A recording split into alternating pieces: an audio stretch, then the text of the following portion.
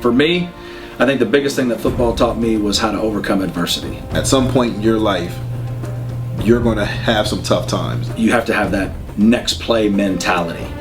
That cohesiveness and that working together, that's really something special that you can't get in a lot of other areas. When you practice that and you live that in other phases of your life, it becomes second nature because all you know how to do is fight. It's not an easy game. If it were easy, everyone would do it. You start to appreciate the smaller contributions that people make. You don't just look at the big one because you knew it took 6 or 7 other guys who are unsung. And you can't take shortcuts and be successful. Doing what they do to make it possible for the guy getting the press clippings or whatever it might be. In this game, whether it's as a coach or a player. So I would certainly say that you definitely got a very quick lesson in how to overcome adversity playing football.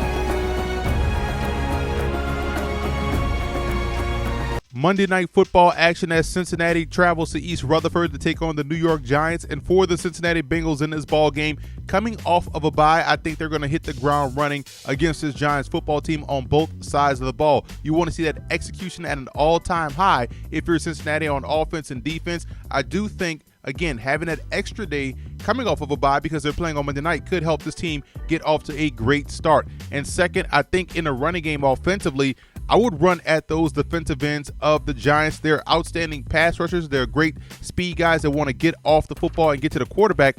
Make those guys run defenders by running right at them. And defensively, angles are everything. Last week versus Philadelphia, we saw the Eagles get gashed on 2 big plays in the passing game because they took poor angles. So if you're the Bengals secondary, taking proper angles against this Giants receiving core is everything if you want to get these guys off the field.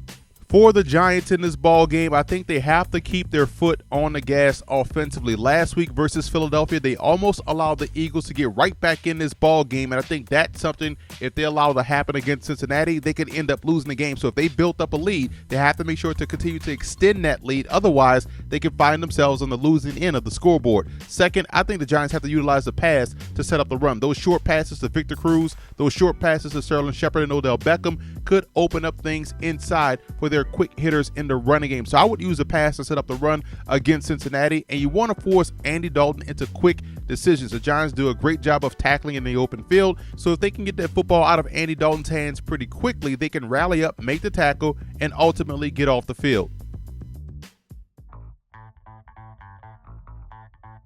If you're the Cincinnati Bengals coming into this ball game against the New York Giants, you have to expect them to press on the outside. I'm going to show you how they can beat the press with utilizing bunch formations and also coming out of the pistol. I think this is a play that can work to perfection if you're Cincinnati, because one thing they do well is run the football, and one thing they also do well is kill you with concepts, passing concepts coming out of the bunch or either out of the spread set. Tight end on the backside, not protected. So that's one thing I like as well, because you can trust your tight end one-on-one versus any backer or safety.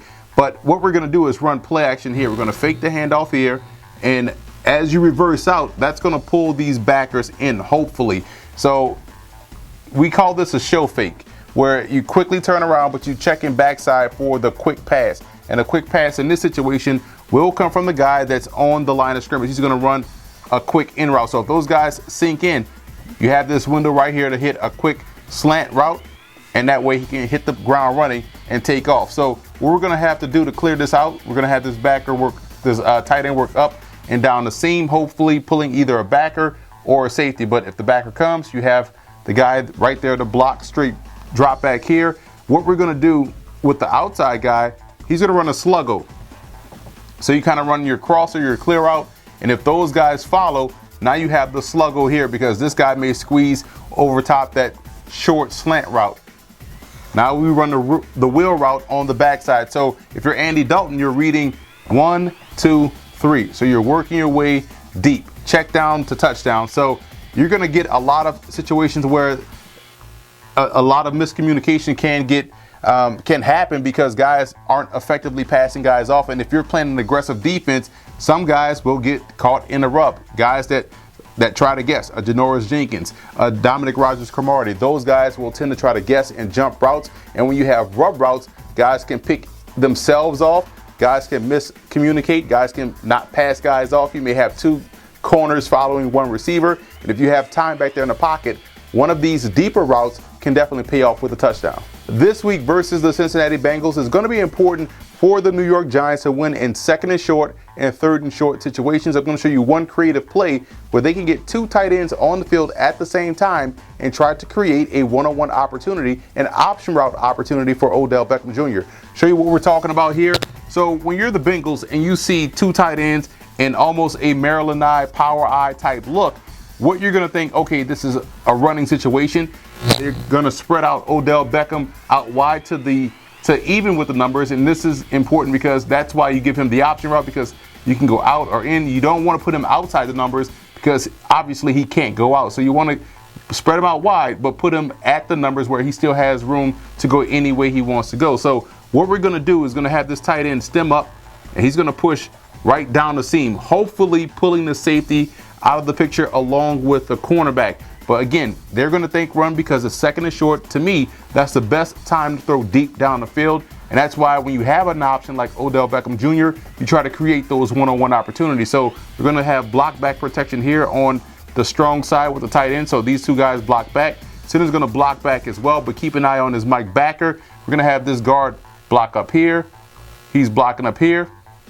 We're going to fake the ISO. So this fullback is going to lead out and get the in man on line of scrimmage, which could be that strong safety. We're going to motion Will Tye over, and at the snap of the ball, because again, they're going to think we're coming front side with the run. He's running up and he's running the curl. He's going to settle down in the soft spot because as you fake here, that backer is going to creep up, and there's your window right there, your built-in hot read to hit this tight end on that pop pass.